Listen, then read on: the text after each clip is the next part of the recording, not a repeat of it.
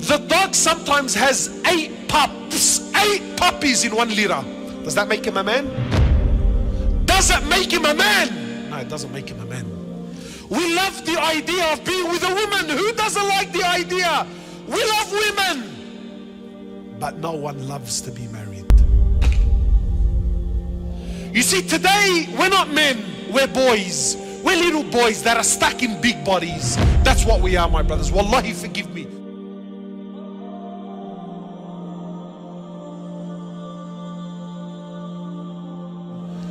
Like, you know, when we say the Prophet was sitting with Jibreel, you know, and it's like brothers are sitting there and just hearing it. Like, have you ever thought about that? You know, sometimes you meet a celebrity, you don't know who to show off to. You don't know how many photos you can take from what angle, so you can share it with the world that I had a moment with Fulan or Fulan and this celebrity or that singer or this actor. I'm telling you, the Prophet was kicking back, sitting down with Jibreel. Is that normal? What was that gathering like? What were they talking about? And all of a sudden, the heavens start shaking. And Jibreel goes pale. Jibreel becomes shocked. So imagine now Rasulullah sees Jibreel scared. And an angel comes to the Prophet of Allah while Jibreel is with him.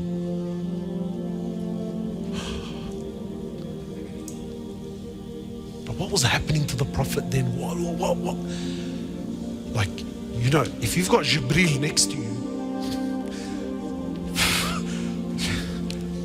bro, Jibreel is with me. But when Jibreel becomes scared, what happens to you?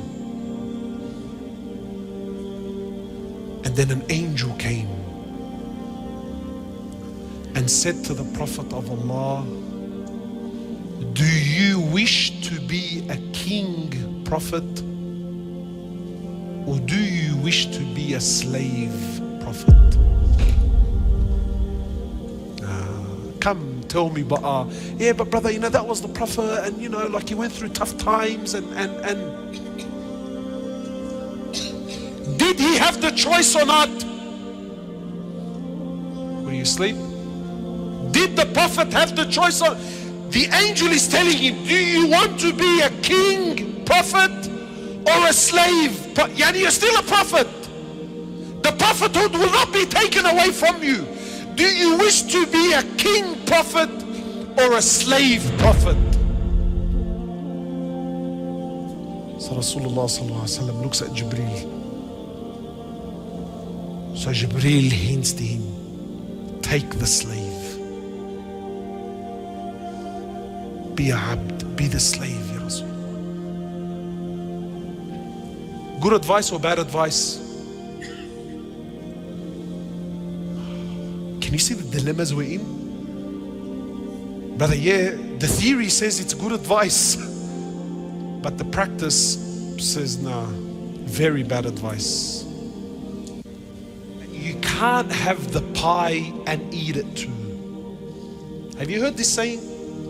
It's an English saying. They say you can't have the pie and eat it too. Yeah, you can't have everything, brother. And we're trying to have everything. One of the ulama said that the difference between us and the Sahaba, you know what the difference between us and the Sahaba was? He said they only wanted Jannah. That's all they wanted. We also want Jannah. You see the difference? They only wanted Jannah. We also want Jannah. See what's happening? A real man is realistic.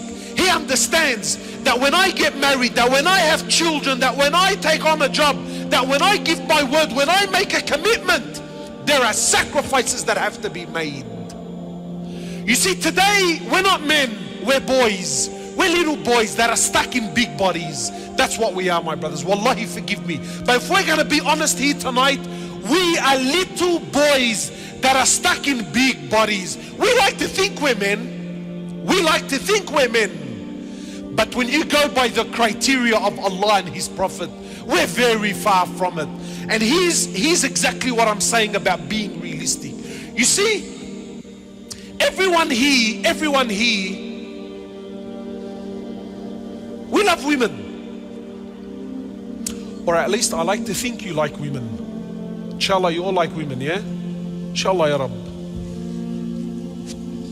We all like women. Who doesn't like women, bro? Woman makes your heart dance, bro. We love women. But no one wants to be married. Have you noticed? We love the idea of being with a woman. Who doesn't like the idea? We love women. But no one loves to be married. The commitments of being married. The sacrifices of being married. The challenges and the difficulties of being married is something a real man, a Rajal, knows and understands. But we don't. We're boys. We love women, but no one wants to be married. That's why zina is widespread. That's why brothers now, they're getting married on the darkies in secret. You know these secret marriages. And the brother comes to tell me, brother, it's halal. Please sit down, yeah? Sit down. Stop trying to play with the deen. Stop trying to play with the deen. Brothers are getting married to sisters with no mahram. No one there, no one there to represent her, no one there to acknowledge, no one there, nothing but a phone call, text messages. Brothers with beards, they're marrying women in secrets. Why? Little boys, he thinks he's a shell. You're a little kid. You're a little boy with hormones. That's all you are. You're not any different to me. You're not any different to every man here who has desires and has shahwa. But the difference is being a man or being a male, being a boy. Anyone can get married, my brothers. Anyone can sleep with someone. But a real man, a real Rajal, my young brothers, he gets married and understands that in marriage, it's not all rainbows and lollipops. It's difficulties. Yeah, there's good times, no doubt. But there's hardship. And that's why it's half your deen. It's half your faith. We love kids. Have you noticed? I love kids. Ya Khalili, ya boy. We love kids. But no one wants to be a father.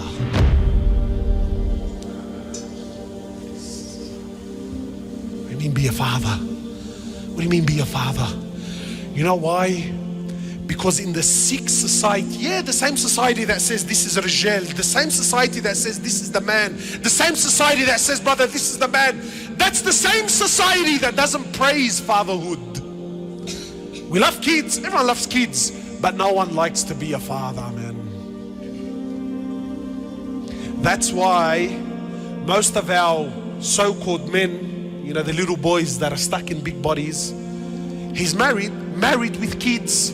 And wallahi, qasam by Allah, 3, 4, sometimes 5 days a week, he's hanging out with his mates in cafes until 9, 10 o'clock at night, bro. While his wife and his kids are at home waiting.